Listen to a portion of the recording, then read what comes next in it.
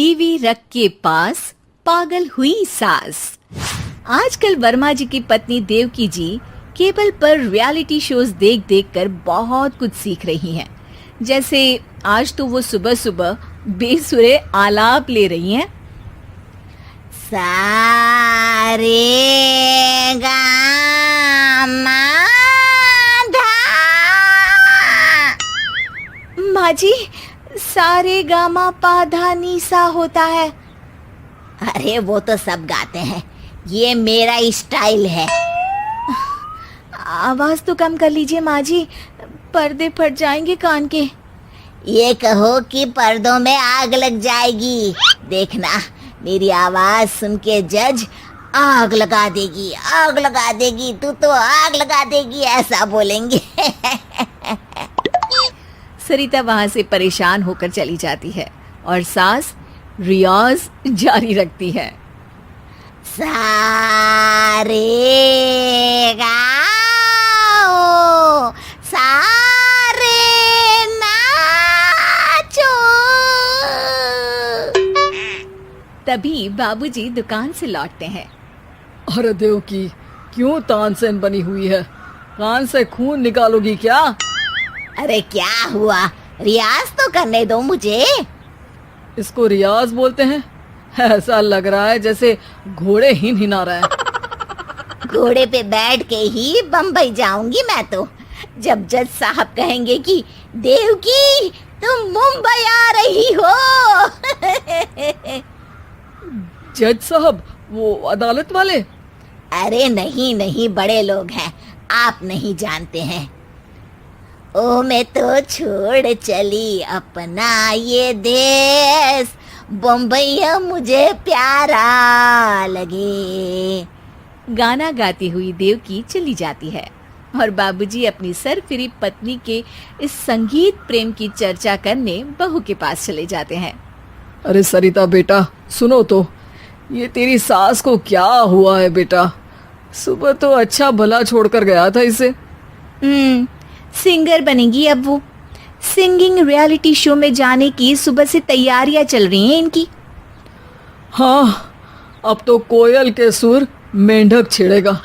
हे भगवान, सद्बुद्धि दो इसे। इधर बाबूजी भगवान को कहते हैं और उधर राधा रानी प्रकट हो जाती है, देवकी की मोहल्ले की सबसे पक्की दोस्त। क्यों री देवकी, काहे इतना गला फाड़ रही है? कोई चीखने चिल्लाने का कंपटीशन है क्या? अरे ये देख, नया सिंगिंग शो, मैं भी गाऊंगी, हिंदुस्तान के दिलों की धड़कन बनूंगी। अरे इतना बेसुरा गा के दिलों की धड़कन नहीं, दिलों का अटैक बन जाएगी। इससे तो अच्छा है कि नाच ही ले। वैसे भी दिन भर मोहल्ले में नाचती तो रहती है तू, कभी इसके घर कभी उसके घर। देवकी को समझ में आ जाता है कि उसका गाना किसी को पसंद नहीं आ रहा। अगले दिन सरिता देखती है कि सास पैरों में घुंघरू बांध के नाच रही है। अरे माँ जी, क्या मंजुलिका बनी हुई है आज आप? अरे नाचने दे बहू, जब तक है जान जाने जहां मैं नाचूंगी। अरे माँ जी, अभी जान निकल जाएगी, इतनी जोर से नाचेंगी तो। अरे अरे, क्या कर रही हो? अरे दिख नहीं रहा, डांस कर रही हूँ। अरे जैसी तुम्हारी हरकत है, तुमको तो नागिन डांस करना चाहिए। वो भी करूंगी, भांगड़ा भी करूंगी। देखना, जज मुझे देख के स्टैंडिंग ओवेशन देंगे। हाँ, स्टैंडिंग ओवेशन तो देंगे ही, ताकि खड़े होकर वहां से भाग सके तुम्हारा डांस देखकर। अरे कुछ ढंग की चीज करो, ये रोज क्या नया शुरू कर देती हो? सास को लगता है कि उसका डांस का सीन भी बिगड़ गया। अब वो टीवी देख के कोई और कलाकारी ढूंढने लगती है। तभी उसे टीवी पर खतरों के खतरनाक खिलाड़ी शो दिखता है, जिसमें लोग अलग अलग स्टंट करते हैं। बस देवकी को नया काम मिल जाता है। अगले दिन सुबह देवकी डंबल लेकर कसरत करने लगती है। माँ जी, ये क्या कर रहे हैं आप? अरे खली जैसे बनकर खलबली मचा दूंगी। कल मैंने खतरों के खतरनाक खिलाड़ी देखा, और सोच लिया कि मुझे वही जाना है। हाँ बस। तभी वहाँ बाबूजी भी आ जाते हैं। अरे इतना भारी डंबल, अरे गिर मत जाना कहीं लेकर। अरे चुप करो, तुमसे कुछ नहीं होता इसका मतलब ऐसा नहीं कि मुझसे भी कुछ नहीं होगा। मैं तो खतरों के खतरनाक खिलाड़ी में जाने वाली हूँ। हाँ मैं तो इस शो में तभी गया था जब तुमसे शादी हुई थी। तुमसे शादी करना भी खतरों के खतरनाक खिलाड़ी में जाने से कम थोड़ी ना। अब चुप भी रहिए। अरे बहू, वो भारी वाला डंबल उठा कर ला तो।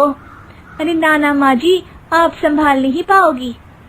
अरे मैंने टीवी में देखा था, एक आदमी कार उठा लेता है, इतना तो मैं उठा ही सकती हूँ ना।